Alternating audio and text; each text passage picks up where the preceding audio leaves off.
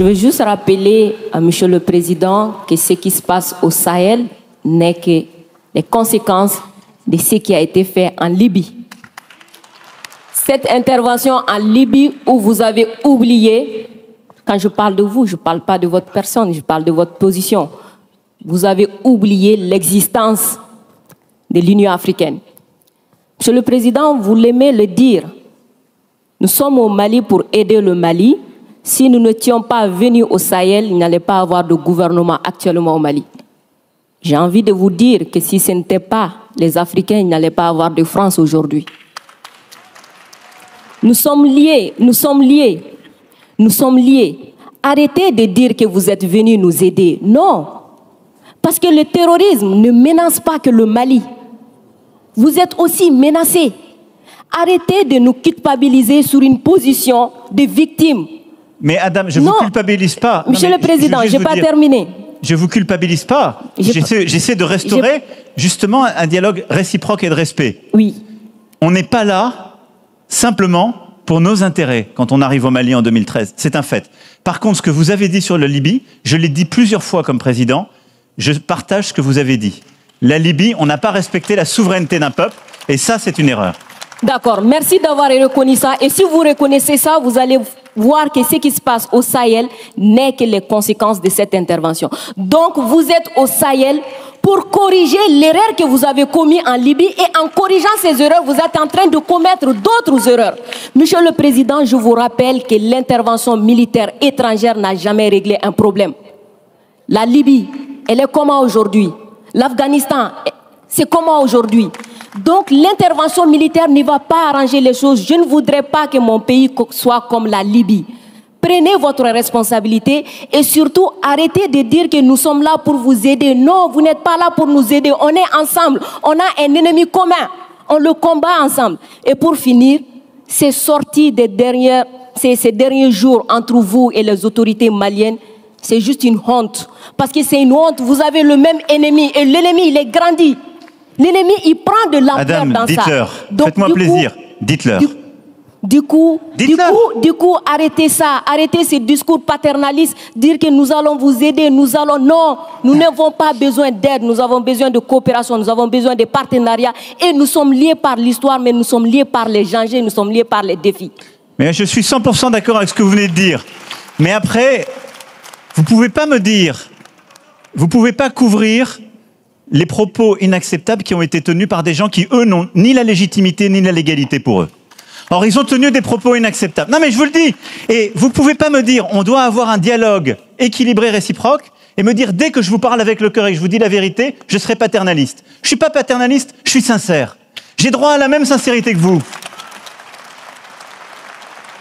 Me demandez pas, dès que je dis la vérité, je serai paternaliste. On ne va jamais s'en sortir.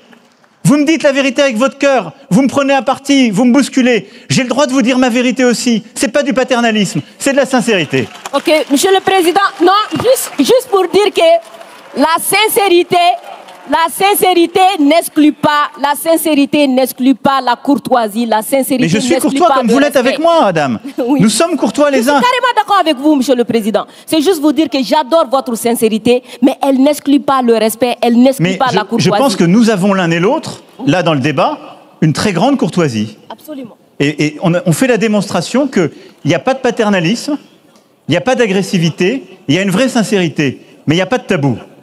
Et ce que vous avez décrit sur ce qu'on fait au Sahel, c'est exactement ça. Moi, je ne pense pas que l'intervention militaire soit l'alpha et l'oméga. Je pense le contraire.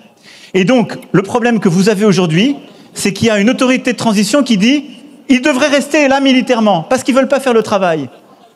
Nous, mais exactement, il y a des accords avec des engagements de toutes les parties. Et donc, nous, on est là pour la sécurité, mais à côté de ça, depuis 2017, on a l'Alliance internationale pour le Sahel, qui est de l'aide au développement avec la Banque mondiale, l'Allemagne, tous les pays, justement, européens et autres, qui est cet investissement solidaire qu'on a dans la région. Et il y a le rôle du retour de l'État. Chacun doit faire sa part. Et plus vite le reste est fait, plus on peut se retirer militairement, ce qui est beaucoup mieux. Parce que je vais être clair avec vous, je partage totalement la finalité. Jamais une intervention militaire ne remplace le travail d'un État. Jamais. Et moi, je peux vous dire les yeux dans les yeux que je n'ai jamais envoyé l'armée française contre un État souverain ou pour remplacer un État souverain. C'est ce qui a été fait en Afghanistan, ce qui a été fait en Libye. C'est la grande différence avec le Sahel. Refermons le chapitre. Monsieur le Président, on va refermer le chapitre. On va s'intéresser... J'ai des choses à dire, mais il faudrait bien que vous me permettiez de respecter les salutations d'usage. Monsieur le Président, chers invités, chers Français, chers Africains, chers amis, Mesdames, Messieurs, et à tous ceux qui sont là aujourd'hui et qui nous suivent à travers les médias pour participer à cette conversation directe et surtout sans filtre, bonjour. Bonjour. Je suis Raïmwende Elda Kwama. Je suis africaine, je suis burkinabé, je suis intègre. Merci. Nul besoin donc de vous préciser que mon interpellation sera celle de la vérité, de la sincérité et de la franchise. Sans filtre, Monsieur le Président. Mon point va s'articuler autour de tous ces imaginaires-là. Et s'il s'agit de parler des imaginaires et de ces concepts faux, incompatibles à la réalité de nos peuples, il faudra surtout parler du vocabulaire dépassé, inadapté, dévalorisant, qui réside encore dans vos discours et dans celui de vos institutions lorsque vous vous adressez à l'Afrique ou lorsque vous levez des fonds pour aider l'Afrique. Parmi ces expressions, il y en a une qui retient mon attention tout le temps et qui par fini me dérange. L'aide au développement. Monsieur le Président, l'aide, tant qu'elle n'aide pas, tant qu'elle n'amène pas à se départir de l'aide, comme le dit Thomas Sankara, il faut s'en débarrasser. Car l'aide, ce type d'aide-là rend esclave. Ce type d'aide-là empêche les peuples, les populations de s'en sortir par elles-mêmes, par leur propre capacité, parce qu'elles peuvent le faire, Monsieur le Président, et vous devrez le savoir. Le meilleur est en chacun d'entre nous, quelle que soit notre origine. Je continue donc pour vous citer ici Feu Joseph Kizerbo, un intellectuel africain, certainement que vous le connaissez. Vous lisez beaucoup, n'est-ce pas, Monsieur le Président? Il a dit, et je cite, « On ne développe pas, on se développe. » Fin de citation.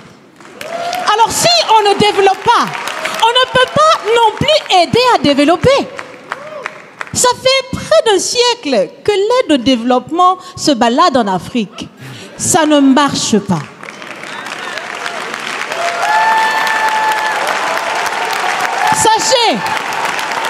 Sachez que l'Afrique se développera par elle-même, par le potentiel local et celui de la diaspora, et certainement dans l'interdépendance avec les autres nations de la planète, mais surtout à travers des collaborations saines. Je répète, saines, transparentes, constructives. Il y a des têtes bien faites, il y a des investisseurs aussi en Afrique. Nous innovons déjà en Afrique. Et si ce n'est pas co-constructif, dans cette relation qu'on imagine, on n'en veut pas. C'est donc fini. C'est donc fini les expressions « Sauvons l'Afrique ». Aidons à développer l'Afrique, il y a tellement de misérables là-bas. C'est fini, Monsieur le Président.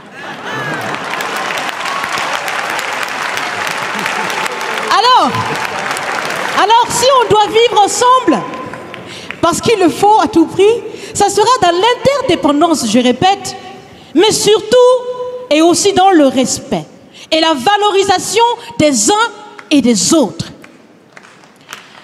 Monsieur le Président, vous avez voulu ce sommet différent, vous nous avez appelés, nous, société civile, tout en sachant bien que tout ce qu'on peut faire, c'est dire ce qu'on pense. Vous êtes un président, vous pouvez prendre des décisions, que chacun prenne donc ses responsabilités dans ce sommet. Monsieur le Président, je vais vous proposer des actions concrètes. Est-ce que vous savez, je pense que vous le savez, l'AFD, l'Agence française de développement, fête bientôt ses 80 ans. C'est l'occasion de faire différemment. Changez déjà le nom. Changez le fond.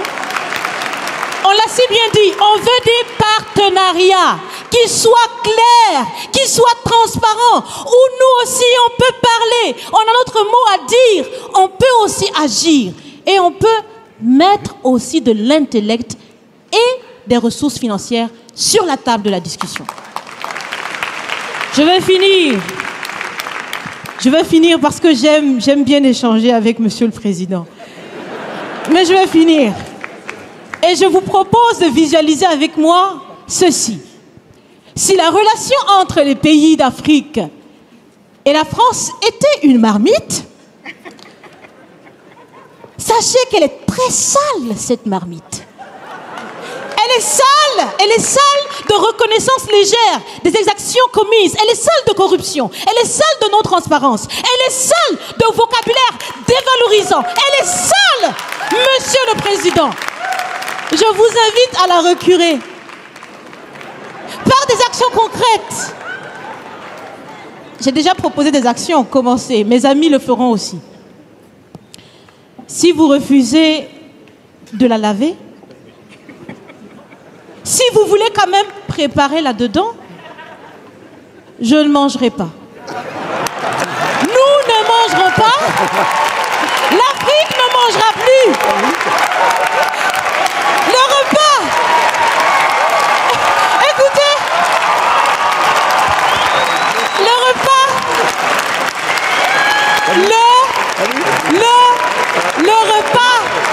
Le repas sera prêt.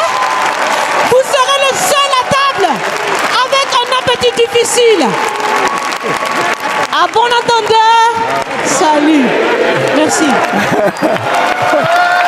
Lors du sommet Afrique-France de 2021, un sujet crucial a été abordé. L'efficacité des interventions militaires étrangères sur le continent africain. Les discussions ont mis en lumière une réalité de plus en plus reconnue. Ces interventions, bien qu'initiées avec des intentions présumées de stabilisation et de soutien, n'ont que rarement résolu les problèmes de fond. Au cours des dernières décennies, plusieurs pays africains ont été le théâtre d'opérations militaires menées par des puissances étrangères, dont la France. Ces interventions avaient pour objectif de combattre le terrorisme, de protéger des gouvernements alliés ou encore de restaurer la paix dans des zones de conflit. Toutefois, le constat est clair. Les résultats à long terme se font attendre. Au lieu de rétablir une stabilité durable, ces opérations ont souvent exacerbé les tensions, affaibli les structures étatiques locales et alimenté des ressentiments envers les nations intervenantes. Les intervenants au sommet ont souligné que la solution aux problèmes africains ne peut être uniquement militaire. Ils plaident pour des approches politiques, diplomatiques et économiques, ainsi que pour un renforcement des capacités locales. En effet, l'autonomisation des États africains est essentielle pour traiter les causes profondes des conflits, la pauvreté, le manque d'accès aux ressources et les inégalités sociales. Un autre point